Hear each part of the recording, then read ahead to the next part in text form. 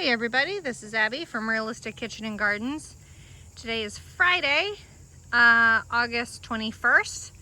I was rained out yesterday, so we're a day behind, but the fall crop of raspberries is really coming in already. I obviously never got around to taking the chicken wire off from the spring cage, because for some reason, so these are ever-bearing raspberries. For some reason, the springtime crop always has a ton of birds that get them, and the canes are a lot shorter. So these dead ones in here are the spring canes, where spring producing canes, where these huge ones are the fall ones, and they're always gigantic. They end up getting weighed down, and this year, because the cage is much sturdier, it'll be kind of nice because they'll be laying on top of the cage, so I should have a relatively easy time getting them. But looks like it's gonna be a good crop. Last year, I feel like this section of the yard has created like a tiny microclimate, because the foundation of the house is on the other side by a couple feet. So I feel like it has a tiny microclimate that keeps it protected, and I was harvesting raspberries even after the first, at least light frost. Raspberries can be frozen, as I'm sure you know, because you can buy frozen raspberries, but they're not like fresh texturally. So, I mean, if you pick them frozen and manage to keep them frozen, it's fine. But I don't have such luck. We'll swing by and look at the apple tree and the blueberries too, because I haven't shown you guys those. All the ironweed is flowering. To me, this is a late summer, early fall flower, and I started saying in the last tour that at the very end, before I hit the button by accident, I will try not to do that today, that when goldenrod starts flowering, allegedly you've got 6 weeks before your first frost, which for us about jives. Sit there, wagon. Let's go look at the apple trees. So this Honeycrisp is in its second year in the ground for me, just a Tractor Supply tree. It definitely needs something. I'm probably going to do some copper fungicide on it. It has some caterpillar nibblings too. Last year this tree got stripped naked by these weird black and red caterpillars. And then this is a new apple tree this year that I did have a second Honeycrisp, but that died, didn't survive the winter. But this is I believe it's a Golden Delicious, also from Tractor Supply. It's showing some form of fungal disease, I think, is what all these like burnished type of spots are. And the powdery mildew or fuzzy, I forget what they're called. They're aphids though. They're actually insects. So they can be treated with neem oil. And interestingly, they're on all the scarred tissue of the tree. So this section is a scar, as is that. And I think that one little spot there is too. I have some copper fungicide ready to use. I don't have to louse around with the concentration, but I also have to actually do it when there's a little bit of time for it to actually stick and stay there rather than be rained off, which has been happening most of the time. Hopefully it's starting to dry up. We did have another absolutely torrential rain last week. I'm gonna stick this cart here, otherwise it's gonna go all the way down to the creek. And we'll look at the blueberries real quick. These blueberries are in their second year with me. I got them as 18-month-old plants. I need to weed in here very badly, but we're also waiting on a new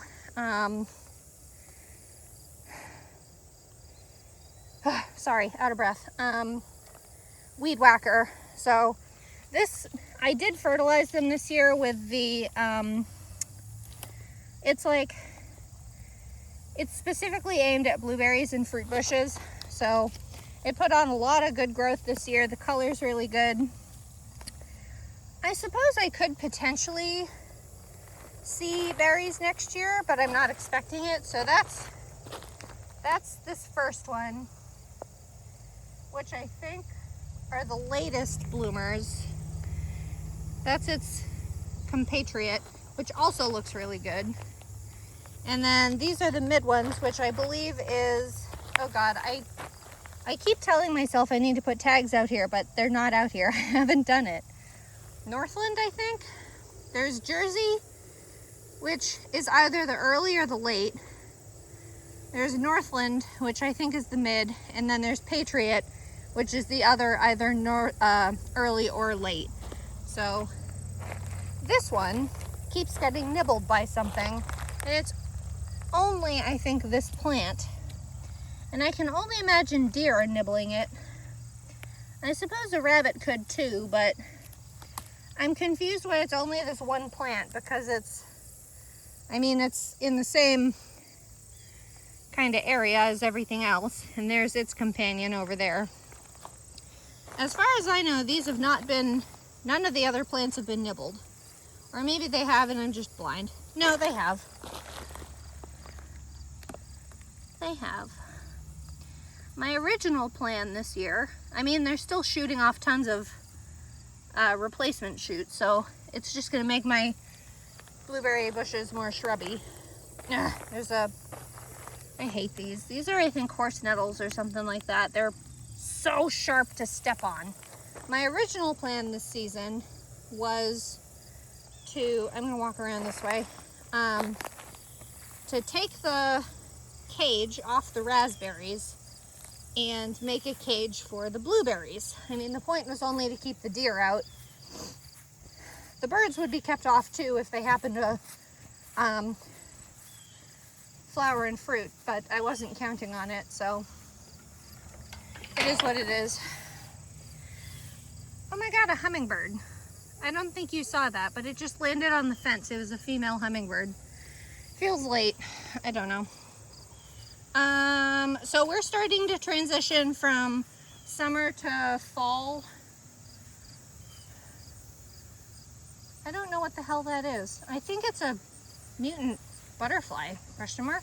I don't know. God, shiny thing syndrome today, Abby.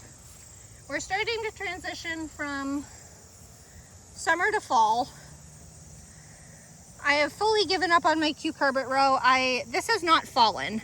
I cut the attachment ties for the cattle panels, and I've pulled out all the cattle panels, so they're just laying on the ground. So I think what I'm gonna do is probably rent like a brush hog mower type thing and take a buzz down here.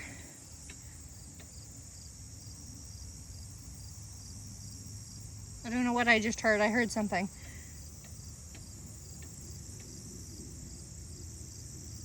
I don't know what the hell I'm hearing. Something from the house.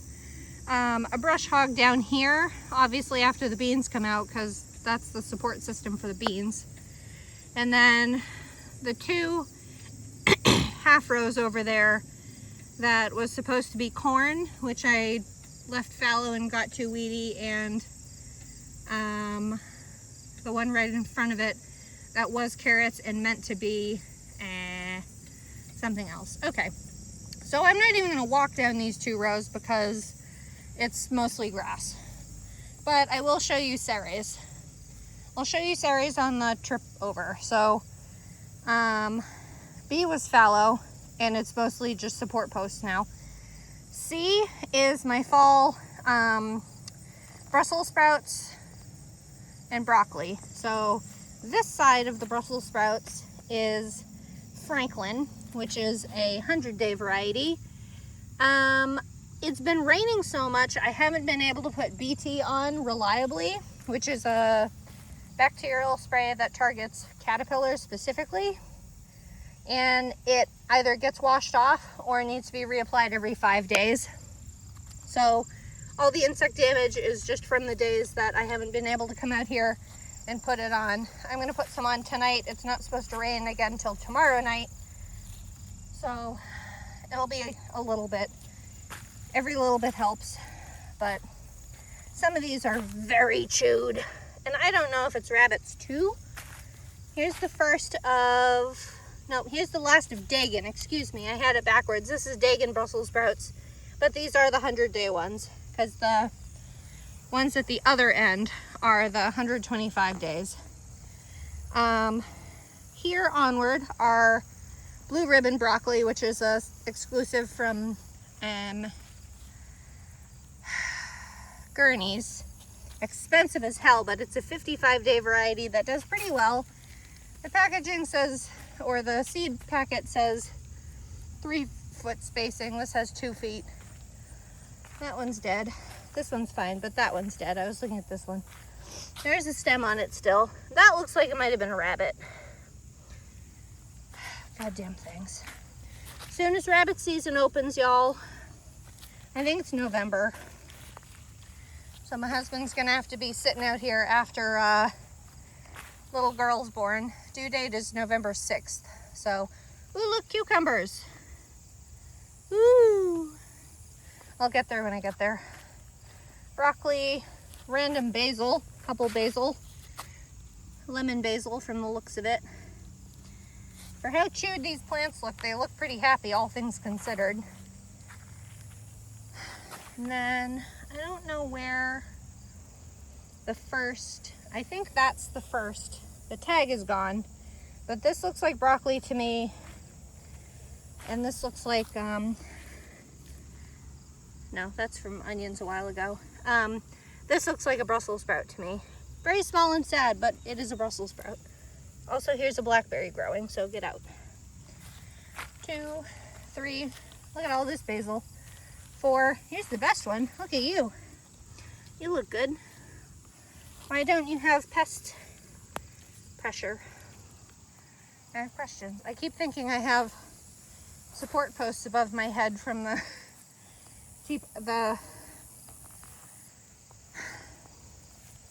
so this would be one of the rows that would be brush hogged, and this is the other one.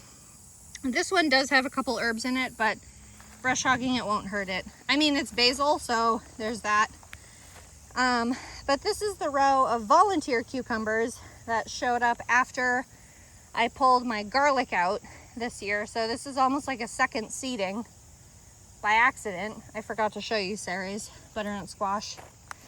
But based on location and the fruit, female flower things, these are pickling.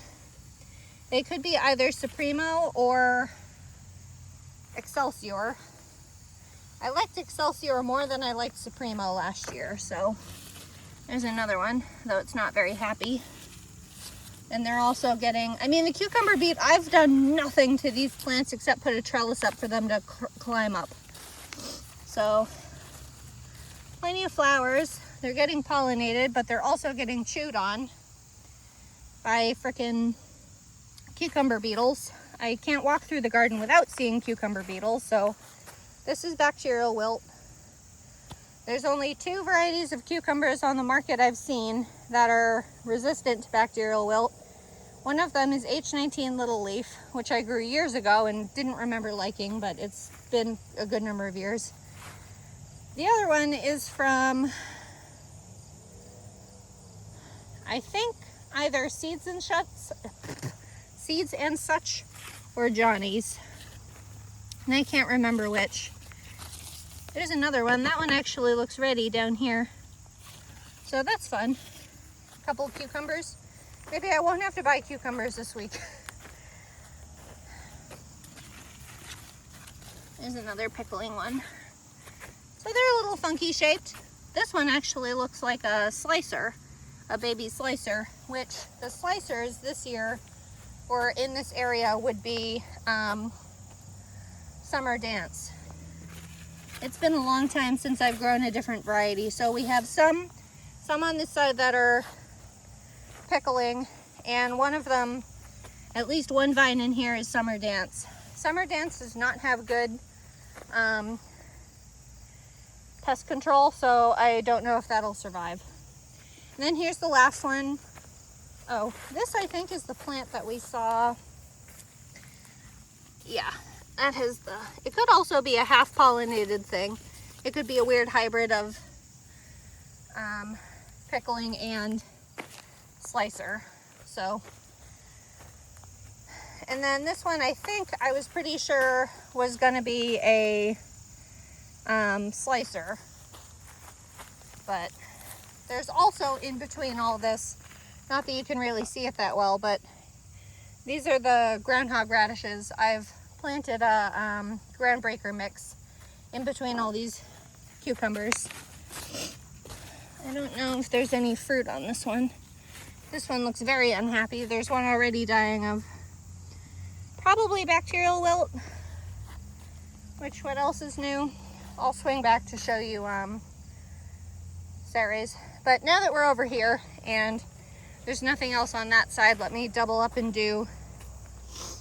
step back a couple feet.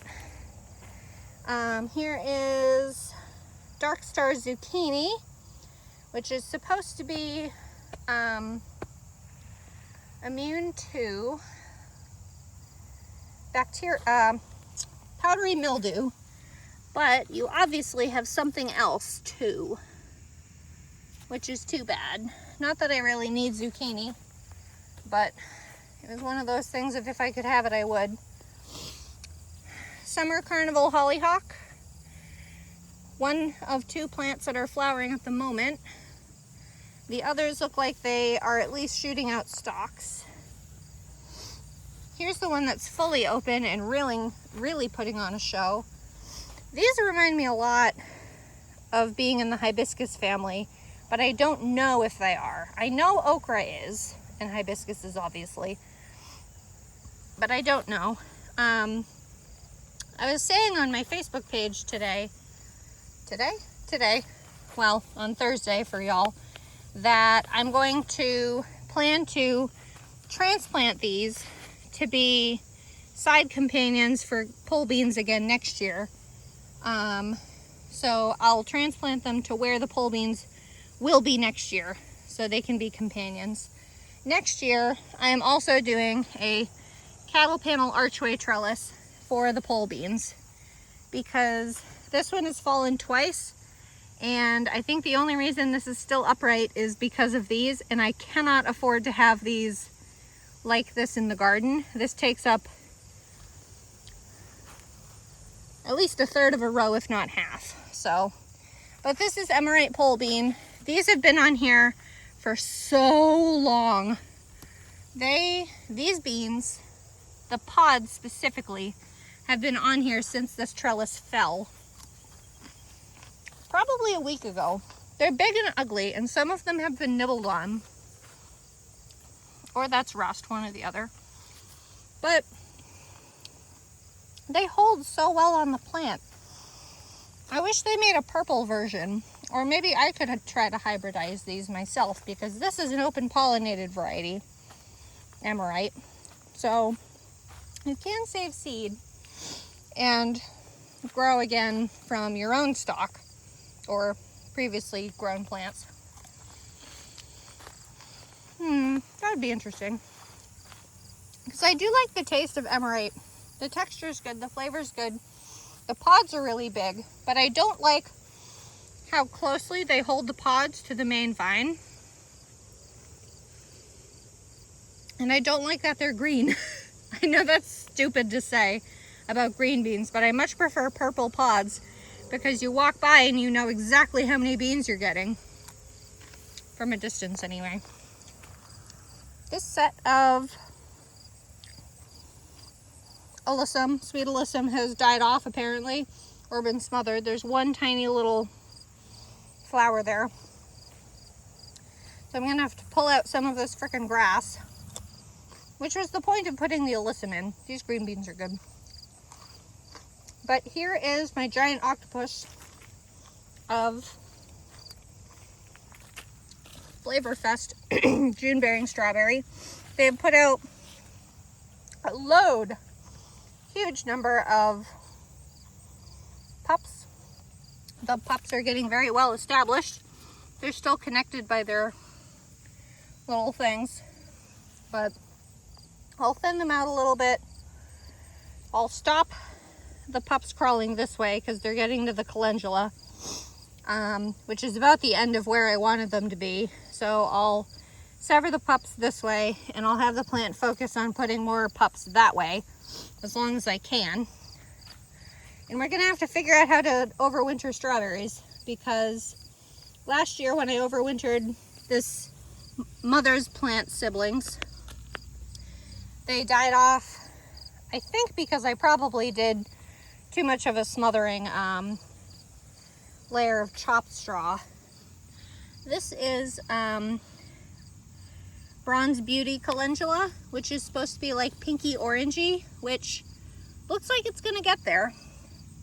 The calendula has taken absolute eons this year to flower, which I know has been my fault because I didn't put them out soon enough. They got really pot bound.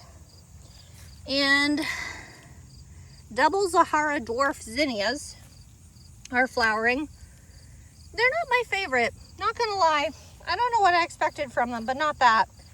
That was another orange one, but that died for some reason. And then these are the ever-bearing strawberries that they're sending out pups, but they're not, I haven't been like tending them nearly as tightly as I have been with, excuse me, Flavor Fest, because I would rather have gosh darn it, excuse me. I would rather have a June-bearing variety versus an ever-bearing. Ever-bearing allegedly produces half the amount of the crop that a June-bearing produces, but they will continue to produce. Now, for all I know, that could be like my ever-bearing raspberries of just 2 big crops a year, which I don't know if I care that much about. I'm gonna go down this way.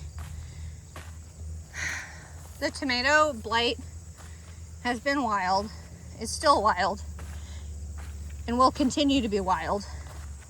So I don't care how bad they look. I mean, blight is a fungal, I think, disease, so you can technically fight it, but no thanks. So next year, I'm gonna put these things 16 inches apart.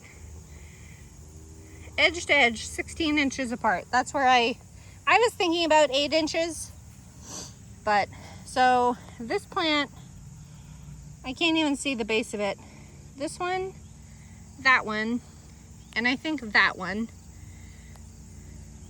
is Martino's Roma. They're very small. They're a weird hollowness to them. I'm not a fan. And then here's the dark purple opal to separate variety. And here is the seed snail started Supremo, which has really surprised me. So at the beginning of the season, these guys, they started out a lot later, a lot more like wild and hairy. But I also put my cattle panels too far apart. So ignoring the wild and hairy part, they started out slower, like 2-3 weeks later than the traditionally started in pots. But the fruit is a lot bigger, and they seem to be mildly more resistant to the blight than the traditionally started. And I don't know if it's because they're kind of like a little behind the lifespan, I guess, of the original, but like I've gotten two bushel baskets of tomatoes off this variety. So the seed snail variety, I've currently gotten about 66 pounds of tomatoes, not counting what's on the vine right now, which I need to harvest. I do harvest the pink ones because something keeps knocking down my red ones and eating them. Probably moles and voles. I mean, there's really not that much more. Ooh, look at that pretty yellow, orangey yellow nasturtium. And then the traditionally started ones, I've only gotten one good hefty basket of tomatoes off of, which I think grand total was about 44 pounds. No.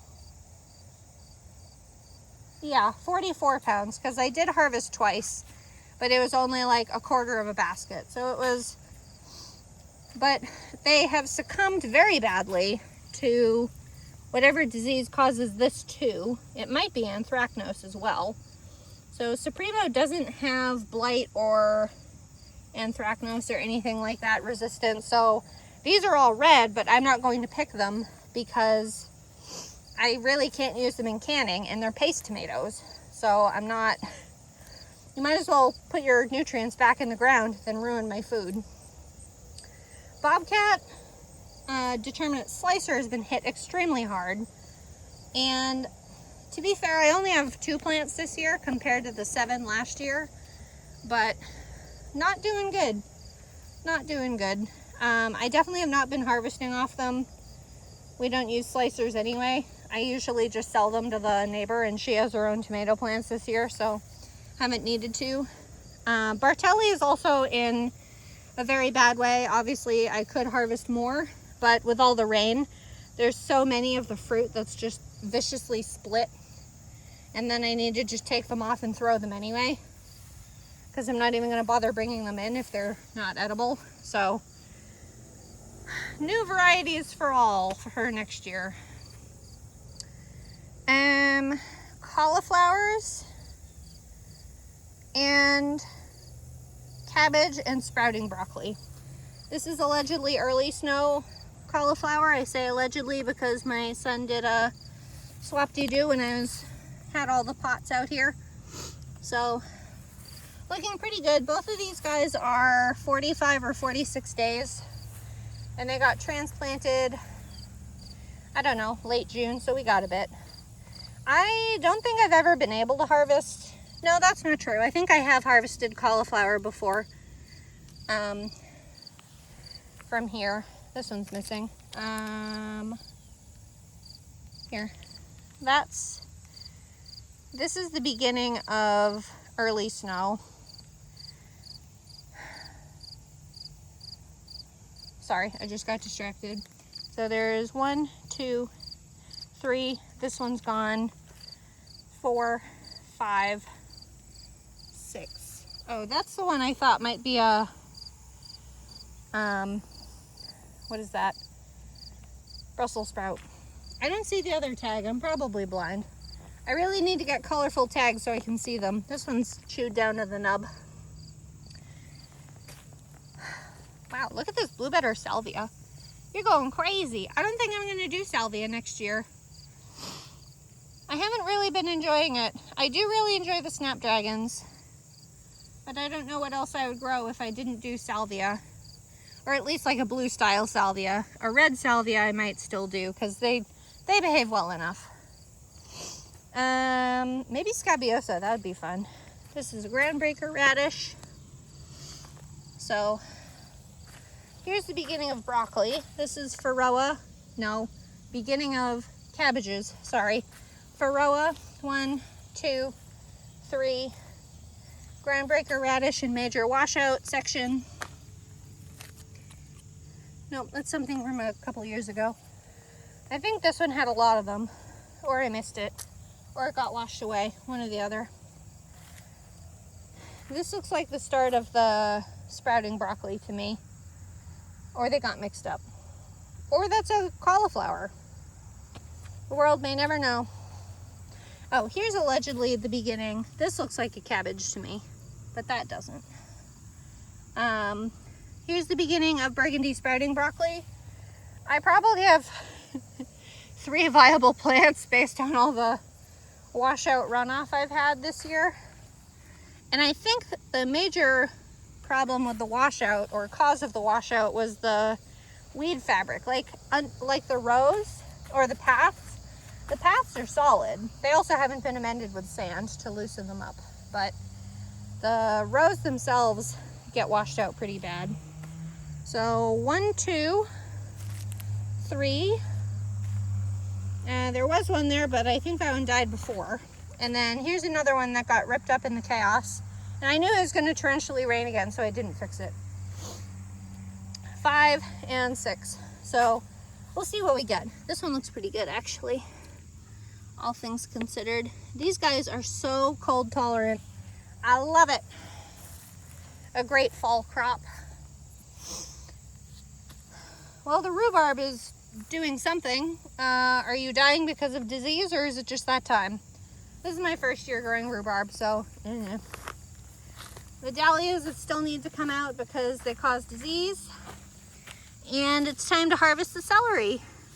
Tango looks good. Look at this nice big stalk. It's almost like I know what I'm doing with growing celery. I just stubbornly grow it every year. This stuff looks, there's a spider web right here. You can't see it, but I can. There it is. This little floaty bit in the middle. But I did do some tomato, what is that word? Fertilizer recently, because it's low nitrogen, but high potassium and phosphorus, which allegedly helps increase size of stalks, which I think I could believe. So that's pretty good. I'm happy with that. I gotta harvest that. Ooh! Hello? Hello, lovely. Oh, I need to take you out of there. You're gonna louse everything up. See if I managed to not louse everything up. You would have caused problems. You're cute though. You can come with me. But this is, ooh, hell yeah. This is early. This variety is Early Sensation. Hell yeah, look at these guys. Early Sensation Gold Pepper. I purchased that variety, so pretty happy with that. There's 2 plants here. So there's 1, 2. And then this is the one and only Mega Gold variety that I got. Holy pepper though, Batman. Whoa, Nelly. I said that last week, but whoa, Nelly. Let's try to get you to ripen up.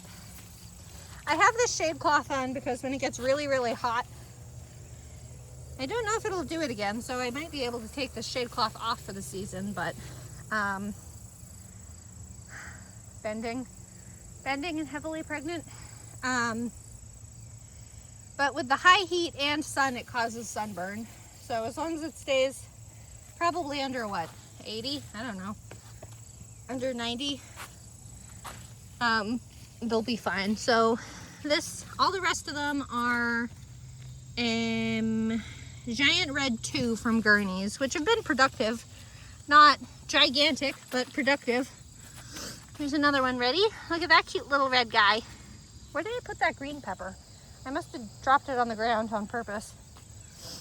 But these guys have been productive. They've been continuing to put out blooms and produce fruit and all that, so good enough for me.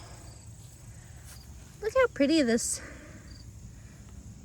salvia is. I never got a chance to really appreciate it last year. I did start it last year, a different set. Blue Better salvia. I started it and put it in pots up by the house, and a lot of plants don't like being in pots. I don't care what they say. Most of the rocket mix snapdragons are done, huh? That pink one looks decent. That one's done. This one's done. This burgundy one's been struggling from the start. This yellow one's doing pretty good though. I really like snapdragon. I'm getting a new variety next year called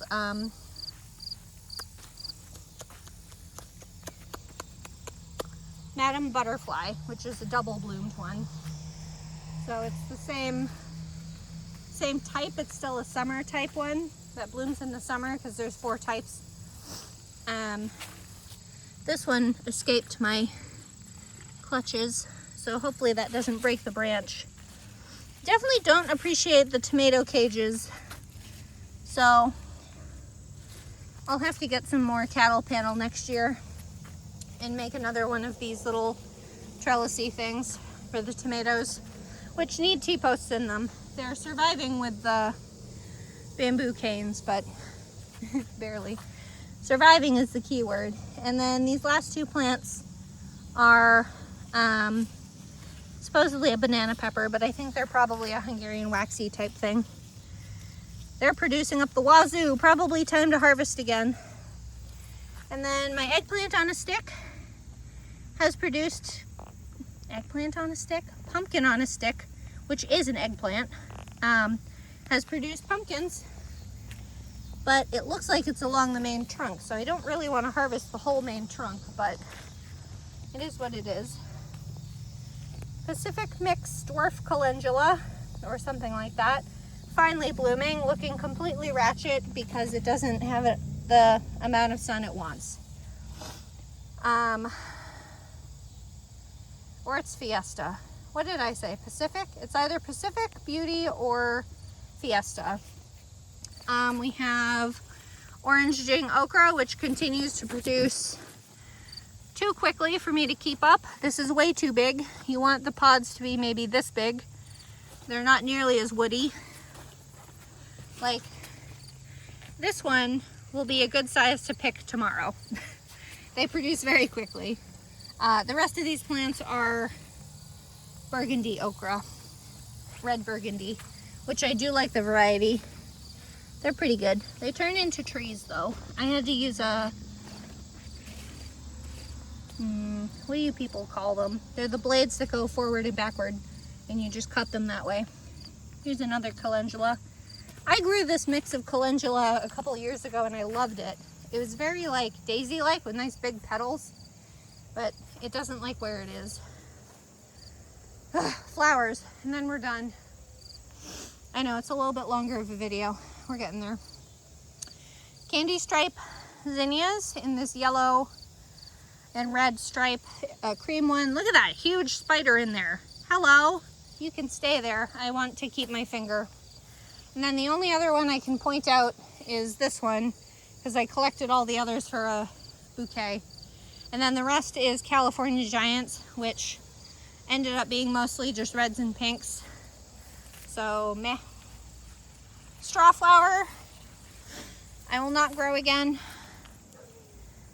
I don't care how good of a dry cut flower it is. I don't care for it, so I shan't. It's my garden, damn it. I will be planting Scabiosa again. These are fun. I didn't even see these. So I don't know if there's any that I can show you. Ooh, there's some cream colored ones back there. That's a new one to me. I really like the whole life cycle of Scabiosa. Like, this is the bloom before it opens. Then you have the dark one's obviously a lot more dramatic. Here it is open, underwhelmingly so. Get off me, bug. And then this is the seed pod. I love that. The texture is so much fun. Definitely growing more Scabiosa next year. Not riddled with grass. China asters. I don't think I'll grow this variety again. Duchess mix from Eden Seeds, Eden Brothers Seeds. I love Eden for seeds. Johnny's is really good for seeds too, but they're expensive. Dianthus is in here somewhere. And then Dwarf Sensation Mix Cosmos. I have been liking this one. This one's been well productive, and I've gotten a few nice blooms for some bouquets, but meh. And then there's this one sulfury mix that is basically shot, and that, if you've never seen before, there's a giant grasshopper. I don't want it to jump on my face. These are the seeds of Cosmos. I feel like a lot of flower seeds just look like mess or like whatever, but it's there, it's real, it's effective. I'm gonna get 2 different varieties of Cosmos next year. Xanthos, which is a really creamy lemonade type color, and Sweet Dreams, which is white with pink in the middle. I'm really excited. I tore out as much, I almost said burdock, borage as I could find, the large stalks of it, because it was out past my feet. So there's one little one left there and one little one left there and there apparently. Nigella, I fibbed at you people. I thought this was Delft blue or Delft blue or whatever. I think, no, maybe it is, because the Delft blue I've seen is a mix, and this was a mix. It was mostly blue, but I do have the white, which I have marked to harvest the seeds from, so I can have white next year. So I'll harvest them when they're at this stage for my flower plan next year, which hopefully will go better than this.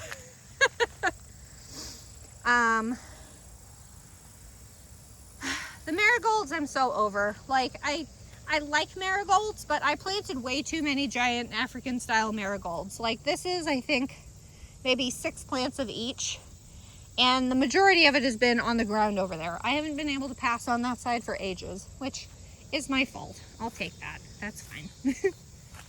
I do love marigolds, but meh. I am going to get a very light yellow one that's almost white, so that'll be nice. And then Ladybirds Mixed Cosmos, one of my favorite whimsical flowers among many. But there's the yellow and the orange with the reddish edges. They didn't grow like this the first year I grew them, so this is fun to see. They're so sprawling. I was kind of hoping that nasturtium came back, but I'm so funny. And then the last is roulette coreopsis, which I need to remember to harvest seeds from. Here are the seed pods, but here's the coreopsis itself. It's a little mangy, but I mean, I got so many good flowers out of it. I would feel stupid to not harvest seeds from it, especially since when you buy a packet for like 3 some, you only get 25 seeds, which isn't unheard of. What the hell is that? Well, it's almost like a green bean. God only knows. Anyway, let's take a quick run down to Ceres since I forgot and skipped out on that entire first 2 rows. This year's definitely been a mess, garden-wise. The rain it's been very, very hot, very, very humid, very, very wet, which doesn't help anything. So Ceres, as usual, most butternut squash does not care what's happening, and if it does, you need a better variety. But this one's getting kind of grass. So I have, let's see, 1, 2, 3, 4, 5, 6 if that makes it. So 7, there's a huge one. Oh nope, that one got eaten. I don't think you can see, but the bulb end of that one is chewed. I can visually see chew marks. So that's not a bad number of butternuts for us, especially since I have a metric ton canned up in the basement. So those will be like fresh eating. So next year's fall garden, I think, will be a lot more exciting. Yeah, you can see the nibbles on that end of the bulb. Something must be hungry. You can go find somewhere else to eat. I'm telling you, if we get to grab some rabbit, you ever had Hassenpfeffer? Or, oh God, I just stepped on a gross tomato. Oh no. I also make a Spanish stew with chorizo and rabbit, little chunked up bits of rabbit. Yum. Rabbit's just really low fat chicken. It has no flavor otherwise, and I mean it, I'm not kidding. So, at least domestic rabbit is. I haven't had wild rabbit. I digress. Anyway, this is all for now. We are at 7 weeks before the first frost, estimated first frost they updated the date, it's October 14th. So we'll see how much I do in the garden by then. I don't really have that much more to prep. The only other thing that I will be doing this year is probably pulling out the middle section, maybe, or one of the ends. I haven't decided yet, of this flower row so that I can put my garlic in. And I'm going to try 30 feet of garlic this year and only soft neck, because I don't need 60 feet times 3 of garlic. I don't, no matter what I tell myself. So, but I'll be doing onions in row A, but that'll be in the spring, excuse me. And the brassicas will survive frost. And that's all I've really done. Usually I do spinach. I wanted to try rutabaga this year and beets, but I decided against it just because of when my due date is. And I'm not doing fall carrots this year either. That usually would be put out in July, or parsnips, which are June, because again, my due date. So the fall garden is definitely much more light than my usual crop is because of the pregnancy and the baby. So 2027 garden, I think, will be more exciting. So anyway, if you like this kind of stuff, please like, comment, and subscribe for more, and follow along my Facebook page, Realistic Kitchen and Gardens, for more of my daily shenanigans. Okay, thanks. Bye.